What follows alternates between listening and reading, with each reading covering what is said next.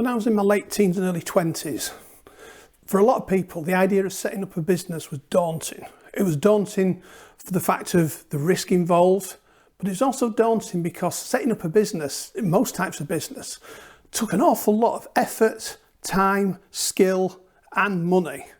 Now, if you got to our sort of ages, in your 40s, 50s, or 60s, you've probably got an awful lot of skills, a lot of experience that you wouldn't have had in those days. So that box is checked, that's no problem.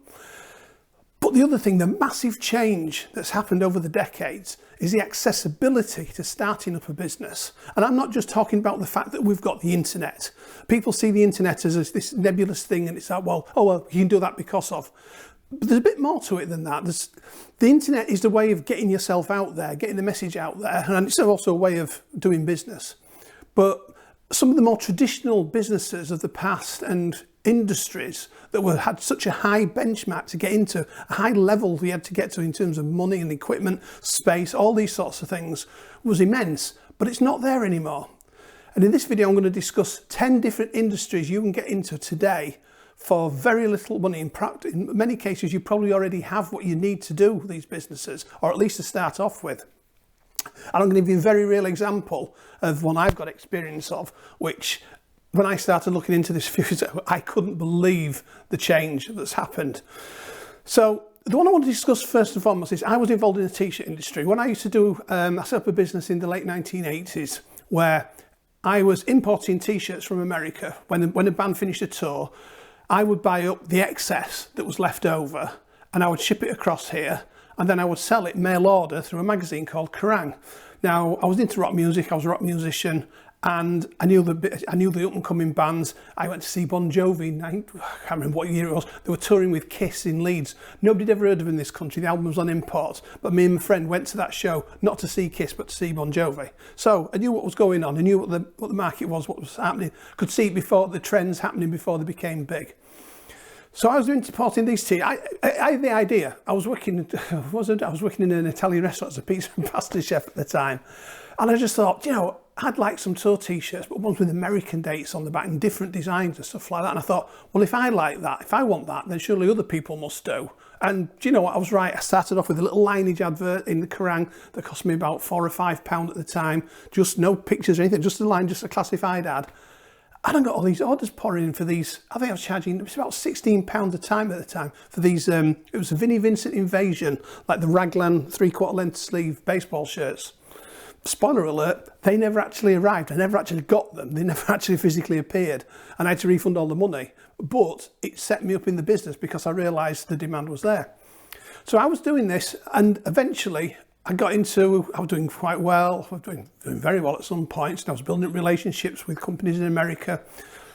And I got to the point where, funnily enough, the Vinnie Vincent one, he used to be a guitarist in Kiss. I got involved with his management team in the United States, and I was speaking to them. He was rumoured to be coming over and doing a European tour, and I was negotiating with them for the rights to do the merchandise at the venues, doing the t-shirts and the sweatshirts and that sort of thing, the baseball caps at the venues. It was going to be about a 35 day European tour, so it would have meant organising the trucks and the deals with it. It's an immense undertaking, immense. But I was a long way down the line with them and we were close to agreeing it. But of course, the big hurdle was getting the t-shirts printed. Not only did you have to get the design right, approved, everything like that, the images had to be put into the right format for screens to be made, and then the screens had to be used with the printing company with the carousels to print all the different. It was a huge, huge business and a lot of money, a lot of skills involved in it. Anyway, that deal fell through. It never happened. But over the years after that, after the business closed for a set of events that I'll discuss in another video about not leaving all your eggs in one basket. The t-shirts was such an intense thing in terms of getting these things made. Even if you wanted to do a small run of t-shirts for somebody, the cost involved, the screens could have been like anything from £10 to £30 each. You probably needed 5 or 6 different screens for a decent colour mix and all this sort of thing. Horrendous. But nowadays, I only found out about this probably 4 or 5 years ago, and it's going crazy now. But it's something called print on demand. Nowadays, rather than having to go through all that, creating a line of t-shirts is as simple as taking an image or creating a design, and then it's a few clicks on your computer on a website on a print-on-demand company like Printful or Printify, and you can do a one-off t-shirt that will probably cost you, I don't know, probably about £12, something like that. You could retail them at 20 or even more, depending on the quality of the shirt. But also there's other things, mouse mats, mugs, posters, tote bags, sweatshirts, shorts, just about anything you can imagine being printed on, you can have done on print on demand. So you don't need to buy any t-shirts, you don't need any stock, you don't need to hold any in stock. You can even automate it to the point where it runs itself. You just create the designs, you set them up in a shop online, you promote it, and when people click on it, they order it and pay for it, and then the company, they manufacture it, send it to them, even in your packaging and everything, and then they bill you for the wholesale price, but you get the full retail price. So the difference is your profit. Now, the profit margin isn't going to be as huge as it would be if you were printing the t-shirts yourself. But then again, you're not having to spend thousands, if not tens of thousands of pounds on the photographic equipment, the processing equipment, the carousels, all that sort of thing, the huge systems you have to have for printing. And there's no holding stock of blanks or anything. It's ludicrous how easy it is. In fact, there are even websites out there, this really blew my mind, where your design can be shown on people wearing it, so you don't have to take the photographs. The time I used to spend photographing t-shirts and trying to get it right, and you used to have to put them in dot screens over them to get them in the magazine. It's horrendous. But now you get these websites where you put the design in and it appears in all the different angles, or you can choose the different models, and it's all crease and it shows the creases, but your design, it's out of this world. It's absolutely mind-blowing. Now, that's my personal experience. That's an industry I know a lot about and I was heavily involved in, so I can see the transformation in that and how easy it is now compared to what it was. But it's not the only one. There are lots and lots of industries that used to cost a fortune to get into, and now the only difficult part, the only really bar to entry, is the knowledge, experience and the technical ability to be able to do it. Now, if you're of my age or a little bit younger or a little bit older, you've got some of these skills already that you could turn into a business today and start making money today. Even without leaving your main job, you can dip your toe in the water and get started for next to nothing, because you've probably already got most of the things you need to do it, including the all-important experience and knowledge. So the first one I'm going to discuss is publishing and self-publishing.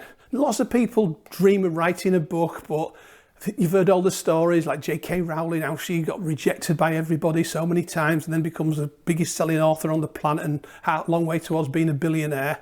Fabulous story, but it's a familiar one, especially to people of a certain age who have thought about writing. They always say everybody's got a book in them, but nobody ever gets around to writing them. But that terrible thing of like all that time after you've written, spent that time toiling over writing a book, and then to have to try slacking it around different publishers trying to get some. It's gone now. Self-publishing. You can go on Amazon, you can upload your book in Word form or something like that, and you can create a cover, and once again it's like print on demand. You can publicise it on their platform, you can publish it elsewhere, and the books are only printed when somebody actually orders them. I mean, how incredible is that? But with a full cover, hard cover, soft cover, all done. But you don't have to hold any stock. You don't have to order a run of 300 or 500, what is called vanity publishing anymore. A print on demand for books. If it never sells, all it's cost you is your time and effort to write the book, which has always been the case. And you've probably got a computer and a word processor software and now that, so all that's taken care of. So all it is your imagination, just getting on with it. The next one is media and content creation, which is what I'm doing here now. It's a little bit random, but I was on the beach this morning walking the dog, and I came along a dead porpoise on the beach, which really upset me because I'm massively into marine conservation. And this porpoise, it was absolutely pristine. There wasn't a mark on it. It looked like you could have picked it up and put it back in the water. It was swum away, but it wasn't. It was dead. But I wanted to show my wife what condition this porpoise was in, because I couldn't work out how the poor thing had died. So what do? You take your phone out your pocket, a quick photograph or a video, and you take this sort of thing for granted today. But like now, I'm recording this video and I'm going to put it out on YouTube later on. 4K video, fantastic quality, all that. And it's something I've got in my pocket all the time. Whereas years ago, you remember the old video cameras? I remember when you used to put a VHS cassette in or a beta. Oh God! And then it went on to the smaller, the handy cams and stuff. But you had to have special little cartridges that went in, all that sort of. None of that anymore. You can download it. You don't even have to connect a wire up anymore. So you can do media. You can do podcasts. You can do videos like this. You can do training materials for your business. It's a fantastic opportunity, which most of you should be aware of. That leads us into photography and videography. Photography used to be, well, it still is, I think, a very highly skilled thing. But lots of us have become well-meaning amateurs to a good level over the years with the advent of mobile phone cameras and DSLRs and that sort of thing. But you remember the old days, you had to have a film and a dark room and everything that went with that. I mean, to this day, I still can't get my head around it. I had an uncle that was really into that sort of thing, and he had all that big, that thing. I don't know. I never got into it, but it was just, you needed the room, you needed the time, and obviously there's the expense of all the materials, the film, and then the and obviously you didn't know what was going to come out of your photographs until you actually taken it, and there could have been overexposed, underexposed. Now, with Photoshop and digital cameras and mobile phones, it couldn't be easier. And there's all sorts of opportunities for, I mean, I got into doing some photography a few years ago about cars, and mostly for myself, for my own website. And a friend of mine he thought the photos were really, really good. I was using like lenses to stop the glare off the car windscreens and that type of thing. And he asked me if I'd do the photography for his wedding. Now I turned it down because I didn't want that level of responsibility. He's like, it might have worked out okay, but no. But anyway, it just gives you some sort of idea. Shooting videos or shooting photos for people, or just taking them yourself and selling them online. No end of opportunities there, but once again, you've already probably got something that's perfectly good to start off with, and you don't need to spend a penny, and you can do it in your spare time. Number 4 I'll talk about is retail and e-commerce. Now, I'm not a massive fan of this these days online, and once again, it's a subject I need to get into in more depth in another video, but there are lots of issues I have with retail. I've been heavily involved in retail in the past. I mean, obviously the t-shirt business was retail of a sort. It was online. It wasn't online, it was through a magazine before we had online. If we'd had online back then, I'd probably be a millionaire now, which I'm not. But there are issues with retail now with people, if you're selling clothes, for example, people ordering 3 or 4 in different sizes to try them on, and also people ordering stuff and using it. It's an industry I'm not huge on. But if that's your thing, retail, and that's what you want to do, and that's what you know, it's never been easier. You don't need a shop, you don't need a warehouse, you can do drop shipping, so you don't actually have to hold the inventory. It's once again, the bar to entry has been dropped right down to the floor now. So if that's your sort of thing, once again, couldn't be easier. Now, a really big one that a lot of people latched onto during the hideous lockdowns is education and tutoring.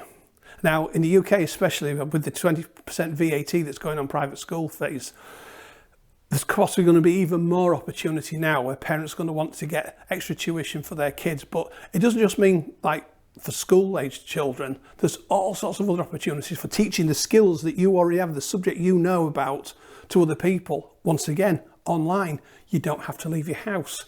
You do it all through, it doesn't necessarily have to be Zoom, but there are lots of platforms out there that allow you to do live streaming. You can do it to an audience of people. You can do it one-on-one. And when you think about the amount of things that people are willing to pay to learn, I mean, I was looking at a gentleman's business the other day, and he's an artist, which my late father was an artist.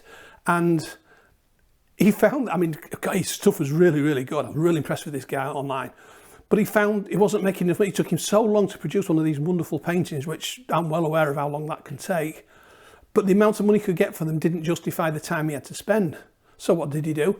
He turned to teaching art, teaching people how to paint online. And when you think you've got the whole world to go at for potential students, you only need a few at a relatively high level paying, and it's a license to print money. The guy's doing fantastically well. I'm so pleased for him. So there's all sorts of ways you can teach, all different subjects you can teach online. So obviously some are easier than others, but it's a very, very lucrative. And I think as time goes on, that's going to become even bigger. Another one I know a little bit about is music production and distribution. Because I used to be in a rock band and obviously the t-shirt business, a record shop, I know a lot about the music industry. And recording years ago used to be beyond the realms of normal people. A bit like the book publishing, you needed to have a record deal. You needed to deal with a big company to pay for the cost of it. Studio time could cost thousands of pounds an hour, and you can burn through time like nobody's business with people not knowing the parts, getting things wrong, working on stuff, horrendous. Now, I've got what we call a digital audio workstation software, Cubase, on my computer upstairs, and I've got a keyboard, and you plug guitars into an interface. It doesn't cost a great deal of money. In fact, some of them are even for free, like GarageBand, I think it is, with the Apple platform. And you can have unlimited amount of tracks recording. You can sell the music, you can use the music to accompany YouTube videos, you can use your imagination. Even the distribution thing, now, you don't need a record company. In fact, I would say for most bands these days, getting a record deal will be a really bad idea because all they do is shaft you. But if you do it yourself, you're a band, you can promote yourselves online, various social media platforms, obviously you have videos on YouTube. Never been easier. Now there's a lot of competition, but it's another idea. Another huge one in terms of potential for earning money is consulting and coaching. There's any number of things that people want coaching with. I mean, the one I've never got my head around is life coaches. I mean, it's a very American, very Californian thing, I think, but people pay big money for this stuff. But there's all sorts of other coaching and consulting things you can do. If you've been involved in a certain industry business for years, you can do consulting. Now, this doesn't necessarily have to be online. For example, I used to be an Aldi store manager in the days when we had to memorise all the prices. There were no barcodes and scanning, and you should blind type on a just a basic till the prices in. But the big thing about Aldi, the discounter, these German discounters, is how efficient they were. Ruthlessly efficient. I mean, everything was analysed, everything was done and planned for efficiency, so that you had the minimum amount of staff, the minimum amount of costs. I've thought for a lot. I've also worked for German companies in the Red Sea. I was teaching diving, so I've got experience of working with German companies, and that I know it's a cliche, but German efficiency. And I've often thought I'd really like to get involved in consulting on that. My wife used to work in a business where they did sewing, they just sell manufacturing bath mats. And some of the practices she told me that went on in that place years ago, it's just, I used to, when I had hair, I could have pulled my hair out. It's so unproductive. And of course, the business ended up going bust, like lots of manufacturing businesses farmed out to the Far East and that. So I'd like to think that if I could have gone in and do it, in the old days, if you're running a flight mate, remember, you just call it time and motion studies. But that's just one way of consulting. That's just one thing which I think could be a good thing these days. So that's an experience I have. You've probably worked in lots of other industries that you think, yeah, do you know what? I've got experience in that, proven track record. I could do something with that. Next one is art and craft sales. It ties in like a bit earlier on, like I was mentioning, photography or the painting sort of thing. But art and craft sales is a big thing on Etsy, is a particular platform. But there's car boot sales, there's local markets, there's lots of ways. If it's something you do, something you're into, you could be a seamstress, you could be a potter, you could make jewellery. I think jewellery is quite a big one. A lot of people do that and could do quite well out of that. So that's another one that's open to you. Once again, the cost of getting into it is very low. It's a skill that you might already have or a passion that you've got that you can turn into money that you can do part-time and see how it goes. Number 9, we'll say graphic design and freelancing. Now, graphic design ties into a lot of things. It could be like the t-shirts. You could do designs for t-shirts and sell them to people on platforms like Fiverr. In fact, there's lots of graphic design work goes on there. Unfortunately, you would be competing with a lot of low-priced people in Asia. But if you can do something unique, stand out, you will find that a lot of the English-speaking countries and people advertising there charge a higher premium because they're not so generic and they can talk to people a lot easier and understand. But you build up a portfolio, you build up your unique selling point and do something that way. Freelancing is it covers just about anything. Anything where you're self-employed can be like freelancing. But freelancing as a graphic designer, you could do, I say t-shirt designs. Another business my father and I looked into years and years ago, which was lucrative at the time, was sign making. Now, we don't need it so much for outside shops anymore, because who needs a shop anymore? But vehicle livery. Now, the high barrier to entry in that business was the vinyl cutters to create the thing that actually stick on. But there are companies that have all that equipment now who do print on demand for it. But you might want somebody who really does a fantastic design for you. So you would probably go to, I would look for a graphic designer, because my skills aren't up to that. I'm not particularly good at designing logos and that sort of thing. So you could set up a business doing that, doing designs for vehicles, for vans. You target you might know a certain industry and just target that niche industry and make yourself the specialist voice, the specialist person in that thing. Bakeries or fruit and veg, something you know something about, something to target specifically. Now, the last one I'm going to discuss, number 10, is event planning and virtual event services. This also ties back in, like I was saying about the friend of mine that wanted me to do the photograph, I still can't believe it, photography for his wedding. Event planning, it doesn't, what immediately springs to mind with me for that is weddings and birthdays and parties. But there are also commercial events or small concerts or political rallies. Events are a big thing these days, and people like going to events, but somebody has to organise it.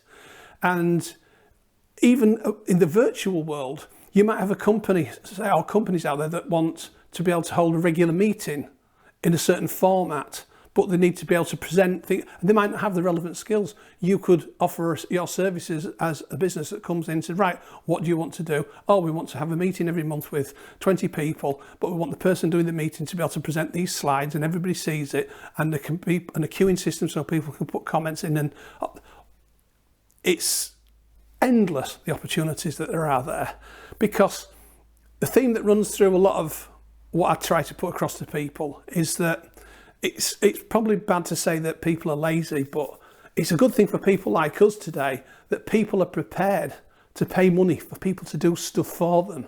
And that's the key to all this, to nearly all of it. All right, take away the retail and e-commerce, because that's as old as time itself, back to the days of bartering. But there are so many of these opportunities out there because either people can't do stuff themselves, or they just don't want to, or they haven't got time. I saw a thing the other day about, I don't know if it's millennials or Gen Z or whichever, a ridiculous percentage of them don't know how to wire a plug. I mean, but for people of our age, that's like second nature. I put all the lights out on our patio outside here and connected up to the mains. I didn't get an electrician for that. I get an electrician for the complex and stuff, the stuff I can't do. Well, you need an electrician. But little jobs like that. But people pay for that sort of thing. And you only have to have a small set of skills, but market them to a big area. And before you know it, you'll be inundated and you'll have to stop advertising because you'll have too many people coming to you. So anyway, I hope that gives you a few ideas. I'm going to cover every subject in a lot more detail in the future, go into ones individually in certain videos and discuss the pros and cons of each and how to get into them. So if you like this content, if it's of use to you, if it's of interest to you, please like the video, subscribe, and always, any comments we need to make, asking questions, telling me you like the video, that'd be great. Please put it down there and I'll try to answer everyone. It's always great to hear from you, and it just lets me know that I'm getting through to some people, and yeah, I've had some good comments, so keep it coming. Thanks a lot.